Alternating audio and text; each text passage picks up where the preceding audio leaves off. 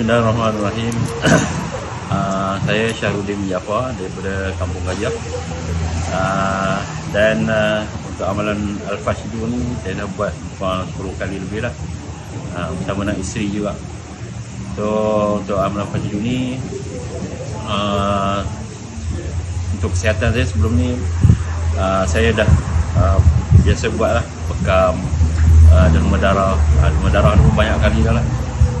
Lepas tu dia punya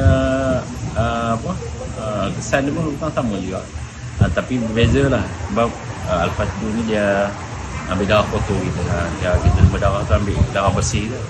Lepas tu bekam je saya buat, tapi bekam tu bagus, alhamdulillah, sunnah, tapi dia mengambil masa yang lama lah. Tapi Al-Fashidu ni efektifness dia alhamdulillah, dan dia juga sunnah, dan juga dia masa kita ambil tu sangat singkat, dan kita boleh buat plan lah. Macam saya untuk kesihatan ni alhamdulillah tak ada. Dulu ada kebas-kebas sikit je lah, tapi sekarang dah tak ada.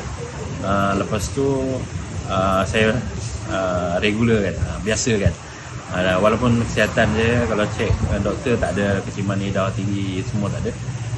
Sekarang umur 48, dan saya buat tiap bulan, tiap bulan sekali. Untuk siapa? Untuk kesihatan kita lah. Dan juga kita amalkan. Ini amalan kita lah, amalan kita tukar darah. Macam-macam kita makan, toksik kita buang daripada badan kita.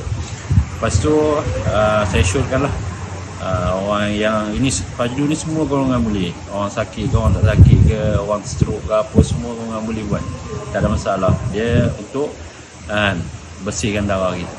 Dan juga saya syorkan buatlah, orang yang dah sihat pun buat untuk kesihatan kita. Regular kan, makan macam-macam kan, so kita regularkan. Untuk itu saya syorkan lah, kita buatlah Al-Fashidu ni untuk kesihatan kita, dan juga untuk kebaikan kita, bukan untuk orang lain. Dan biasakanlah buat amalan Al-Fashidu. Sekian, terima kasih.